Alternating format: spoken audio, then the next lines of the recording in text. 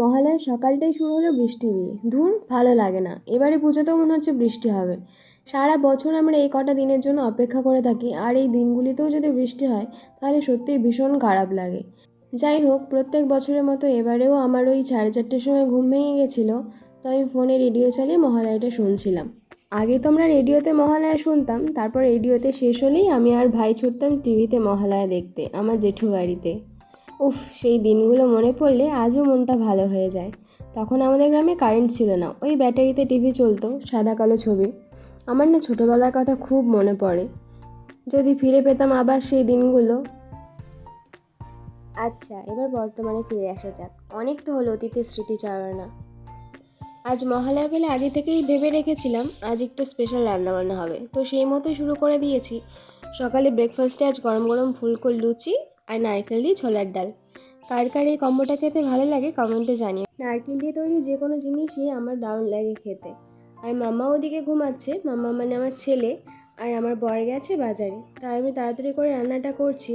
আর রান্না করতে করতে দেখো আমার দুষ্টু উঠে গেছে, মশারি নিয়ে টানতে টানতে চলে এসছে। আর এই যে আমার লুচি আর ছোলার ডাল তৈরি হয়ে গেছে। ভালোই হয়েছিল খেতে, বাট ডালটাতে একটু ঝাল বেশি হয়েছিল। এই ছোলার ডালটা না আমার দিদা দারুণ রান্না করতো। দিদার হাতে রান্না খুব মিস করি। চিকেনটা আজ একটু অন্যভাবে করবো, প্রায় দিনই তো চিকেনের ওই ঝোলই খাই। তো ভাবলাম আজ একটু চিকেনের রেজালা করি। আমার বেশিরভাগ রান্নাবান্নাই ইউটিউব থেকেই শেখা, আর ওই মায়ের কাছ থেকে শুনে শুনে। বিয়ের আগে রান্নাবান্না তো সেরকম একটা করিনি বললেই চলে। ওই মা যখন একটু কোথাও রেখে যেত আমায়, তো দিদা বলে বলে দিত, সেইভাবে আমি রান্নাগুলো করতাম।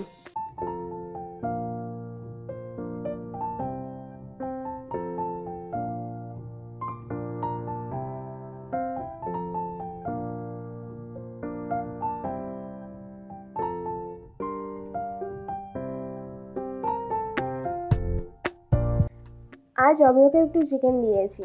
চিকেনটাকে একদম ভালোভাবে প্রেশার কুকারে সেদ্ধ করে নিয়েছি, আর একদম নরম মাংসটাই দিয়েছি। আগে আরেকদিন দিয়েছিলাম, খাইনি, বাট আজকে দেখা যাক কী করে। আর এখানে কাজু বাদাম আর কিশমিশটাকে ভেজে নিয়েছি পোলাওয়ের জন্য। আর চালটাকেও ভালোভাবে ভেজে নিয়ে এই যে জল দিয়ে দিয়েছি। ব্যাস, এবার এটা হতে থাকো, তাহলে আমার রান্না কমপ্লিট। এই জাস্ট রান্নাবান্না কমপ্লিট হলো, আর আমাকে দেখে কেউ ভয় পেয়েছেও না। মাথায় হেনা লাগিয়েছি। আর অভ্র খেয়ে দিয়ে ঘুমিয়ে পড়েছে। আজকেও মাংস দিয়ে ভাত খেলো না, কেন খাচ্ছে না জানি না, হয়তো ওর ভালো লাগছে না। এমনি মাছ ডিম খায়, তবে মাংসটা খাচ্ছে না। আগের দিনও দিয়েছিলাম, খাইনি। যাই হোক, ও খেয়ে দিয়ে ঘুমিয়ে পড়েছে, আর আমার রান্নাও মানে কমপ্লিট হয়ে গেছে। তো এবার যাবো স্নান করতে। আর তোমাদের মহালয়ার দিনটা কেমন কাটলো আমাকে কিন্তু কমেন্টে জানিও। আর এই ছুটির দিনে যত তাড়াতাড়ি করবো ভাবি, মানে কাজগুলো যে তাড়াতাড়ি করে সারবো, ততই আরও যেন দেরি হয়ে যায়, জানো তো। আর অন্যান্য দিন তাড়াতাড়ি কাজগুলো হয়ে যায়।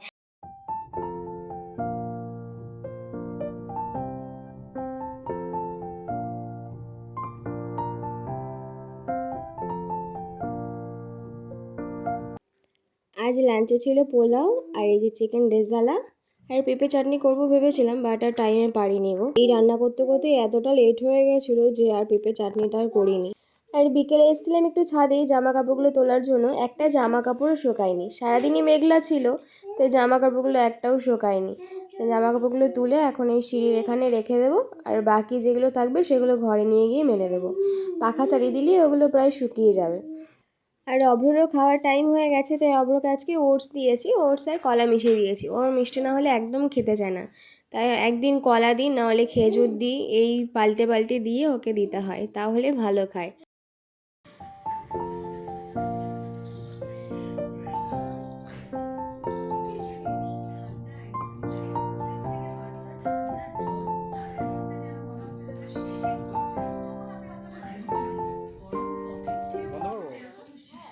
কাল একটু বাজারে গিয়েছিলাম, ওই কিছু গ্রসারি আর আমার কিছু কেনার ছিল, তাই আনতে।